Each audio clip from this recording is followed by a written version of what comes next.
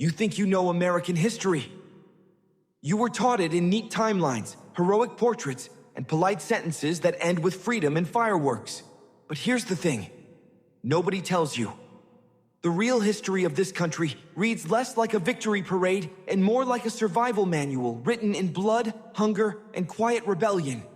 And if the grid ever goes dark, if stores go empty, if authority gets shaky, this is the version of history that suddenly becomes very, very useful.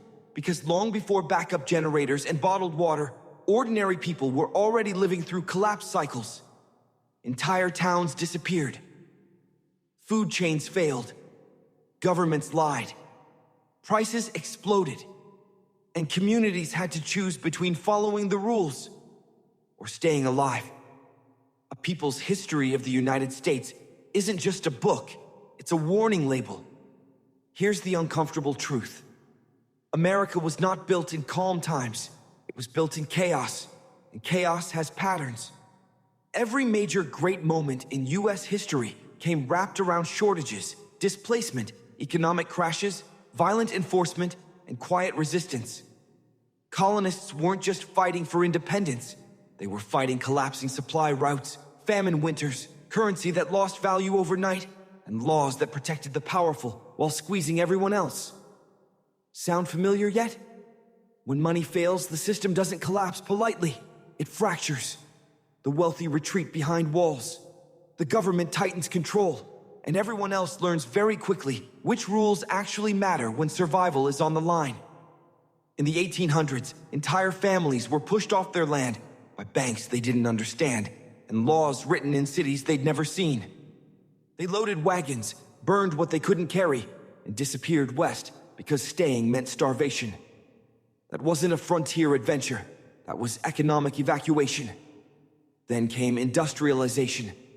Factories swallowed people. 10-hour shifts became 12. 12 became 14. Kids worked machines that could kill them. When workers protested, troops were called. Bullets were fired. History books call it labor disputes. A people's history calls it what it really was. The system proving it would rather spill blood than share power. And here's the part nobody likes to admit. When things started to break, people didn't wait for permission to protect themselves. They stockpiled. They formed mutual aid groups. They smuggled. They lied. They ignored laws that no longer made sense. They created underground food networks, hidden medicine chains, and silent warning systems long before the word prepper existed. Fast forward to the Great Depression. Banks failed. Cash became useless paper. Farmers dumped milk into ditches while children starved. Not because there wasn't food, but because the system said that food couldn't be sold at a loss. Let that sink in. People were hungry while food was destroyed, on purpose to protect market prices. This is where you learn something terrifying and important. In a collapse, the system doesn't prioritize survival. It prioritizes stability of control. Families who survived didn't survive because they trusted institutions. They survived because they traded quietly, stored quietly, shared quietly, and broke rules carefully.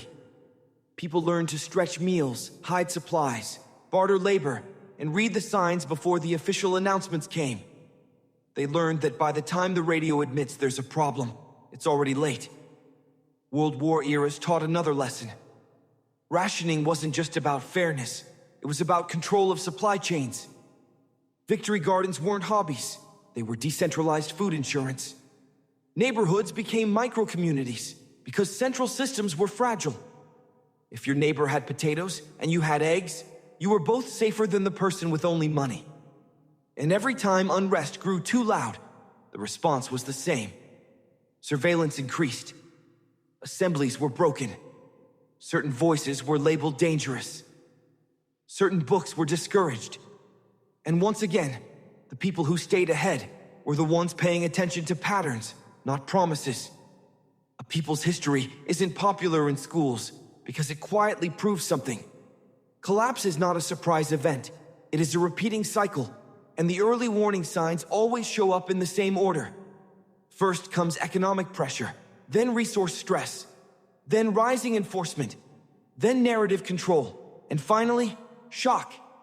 You're taught that looting is what happens when society breaks. But historically, looting is often what happens when people are locked out of survival while watching resources rot behind rules. You're taught that rebellion is chaos, but many rebellions were communities refusing to starve quietly. You're taught that collapse looks like sudden disaster. In reality, it usually looks like long discomfort, followed by one sharp breaking sound. The scary part? We're seeing those familiar signals again. Sup?